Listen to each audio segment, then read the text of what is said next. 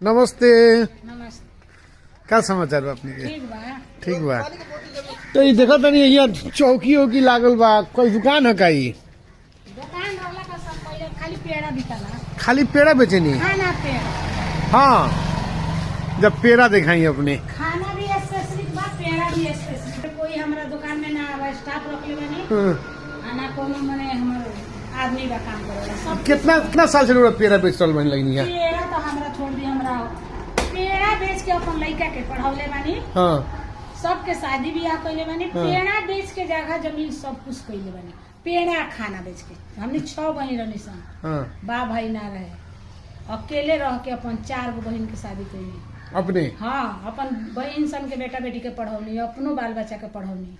एबार बेटा के पढ़ा के ऑस्ट्रेलिया पढ़ावे के बैठा देनी, बेटी के एगो नौकरी दे देनी, पढ़ा के इंजीनियर बनौनी, सॉफ्टवेयर इंजीनियर बेंगलोर तक ले पढ़ौनी। एगो बेटी के सीए के एथी पढ़ौनी, आईएएस बनावेला, दिल्ली पढ़ौनी, चंडीगढ़ पढ़ौनी। आई पेड़ा के चलते आई टाउन में पेड़ा रहत नु तो कह देनी एबार खेत इतना किनले रहती कि लोग तमाशा देखे। हाँ, तो जैसे मतलब पेड़ा कैसे किलो देते नहीं रौरा? 1200 रुपए किलो।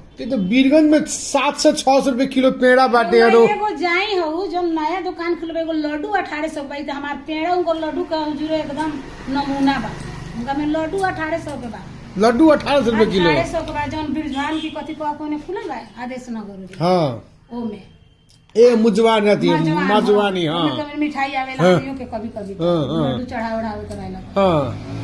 आ उनका लड्डू हम 1800 देख के छर पवन कनी त हमार पेड़ा 2000 में भी सस्ता बा। ई पेड़ा हम भेजले रहनी जनकपुर। उपेंद्र यादव के ऑर्डर आई रहे तो गइल यहाँ से पेड़ा। तो वहाँ ही पेड़ा के मूल्यांकन भई रहे कि कैसे बेचारी के पारता लगा। तो सही तो पेड़ा में फायदा ना, ईमानदारता से फायदा बा। 100 रुपए किलो दूध किनी ने, 22 पर पेड़ा बनाई ने, कितना पाउजी में कुछ नफा ना हो। यहाँ कने वीडियो बना कोई भेजले बा पेड़ा ये नमूना बा। तो वैसे कहत नहीं कि पेड़ा बेच के सब कुछ बा। कि पेड़ा खाना ई दुकान है, बोर्ड और कुछ नहीं है, बोर्ड कुछ नहीं है। हाँ, ना लाइसेंस नहीं है। और कोई ना लाइसेंस के बात नहीं है। वो देखते मतलब ना लगा कि दुकान थी हटे कह के ना। ऐसा घरे बा हमनी के घर जैसा हम बनाई ने भी। तो अपन नाम थोड़ा सा बताना, पूरा नाम बता दिए। नाम कौन ना, किरण देवी जायसवाल। किरण देवी जायसवाल।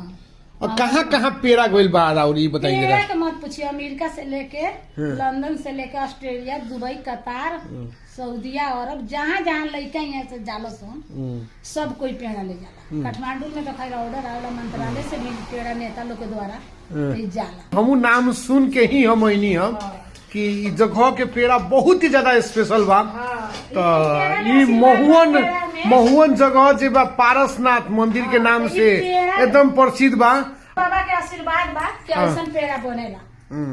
ई हमू भी ना जाने ने के में उतरेला। ई पारसनाथ बाबा के देन बा। धन्यवाद धन्यवाद।